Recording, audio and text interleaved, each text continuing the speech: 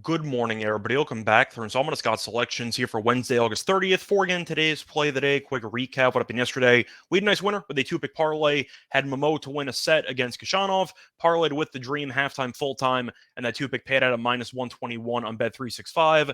Never in doubt, Momo ended up winning the match in straight sets, and the Dream led by 20 plus at halftime, in or out to a nice win. So nice winner. Look for the winner here on Wednesday. And for today's play of the day, going to do another parlay, another bankroll builder, so to speak. We're 2-0 on these. I'll keep doing them until we lose. But for this one, going to go back to the first day, the same exact formula. Going to do two tennis matches taking place in the U.S. Open on Wednesday. And I'm going to read off the two legs first. Then I'll break down the plays individually. But the two plays will be Djokovic minus 2.5 sets, parlayed with De Gea money line, and that two-pick pays out a minus 137 on FanDuel at time recording of 1:30 a.m. Eastern Time. So governs why I'm going to go with Djokovic to win minus 2.5 sets. First reason, Djokovic is still, in my opinion, the best player of all time, and he's been great on hard court recently. He's not dropped a set in 13 of his last 15 hard court matches. Zapata Miralles, I'm going to group with Mueller because it's a pretty similar breakdown. He really doesn't have any unique attributes that can challenge Djokovic. He's a clay court specialist, a really bad server that loves to rally. That's basically it, and it's going to be tough to out-rally Djokovic. But the point is, Zapata Miralles had an easy win against Quinn in the first round, who's an American unknown, not exactly a great tennis player. But against elite competition, Zapata Miralles should get probably smacked here. I think it's going to be a little bit closer than the Mueller match in the first round, but it's going to be pretty lopsided. I think Djokovic wins 6-2, 6-2, 6-3, something like that. But it's going to be tough to beat Djokovic when you bring no weapons to the table. Zapata Miralles really does not have much firepower. He really does not have a great serve.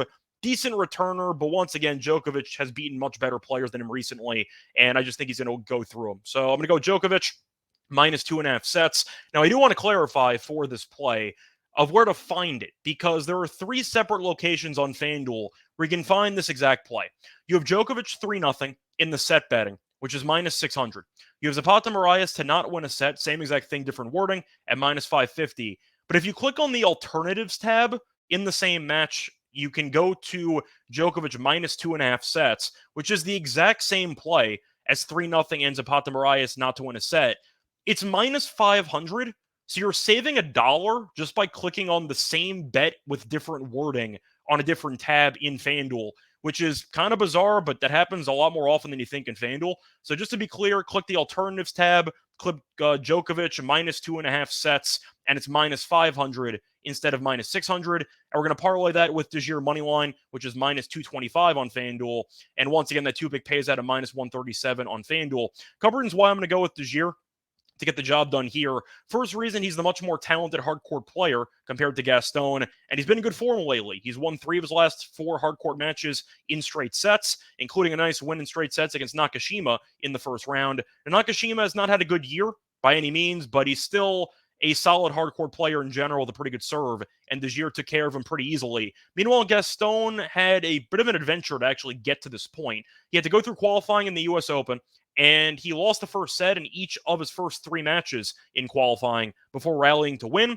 Then he was a bit fortunate with the draw as he took on a fellow qualifier, a relative unknown Japanese player, and he won straight sets. But the point is, Gaston is mostly a challenger level player who had to go through qualifying here, while De Gea is ranked within the top 35 in the world. I just see a pretty serious talent differential here, and I think that De Gea is more comfortable on hard court, as he should be able to get the job done. Plus, to go through some measurables here, Gaston is only 5'8". So he's not exactly a great server because he has no size and lift. On top of that, his returning is decent, but it should be a bit compromised in this matchup because De Gea is a pretty decent server, and Gaston's lack of wingspan might be an issue throughout this match. While the opposite could be said about De Gea returning, because once again, since he's 6'2", he should be able to prevent a lot of Gaston serves from getting past him. I don't see many aces for Gaston here, and I think De Gea should have a lot of opportunities to break throughout this match. But to go through the actual records of both players this year on the ATP level, Gaston is mostly a challenger level player. He's only 3-6 straight up in ATP matches this season, while De Gea is 30-20. So once again, De Gea is a much better player. He's consistently been successful in the ATP level, while Gaston has been relegated to challenger level matches, and he was a bit fortunate to even reach the second round here in the U.S. Open. But I do think with De Gea being the better hardcourt player, and with Gaston's tendency to self-destruct mentally, he's not exactly the most mentally tough player in the entire tour. I think Gaston might fall behind early. Maybe he falls apart, but Desir is pretty solid in general, and he's pretty consistent. I think Desir's firepower and his overall size should be able to force Gaston to run around the entire court as he wins this match, probably in 3 or 4 sets. So once again, the 2-pick parlay for this episode will be Djokovic minus 2.5 sets at minus 500, parlayed with Desir money line at minus 215, and that 2-pick pays out at minus 137 on FanDuel. Bye, everyone.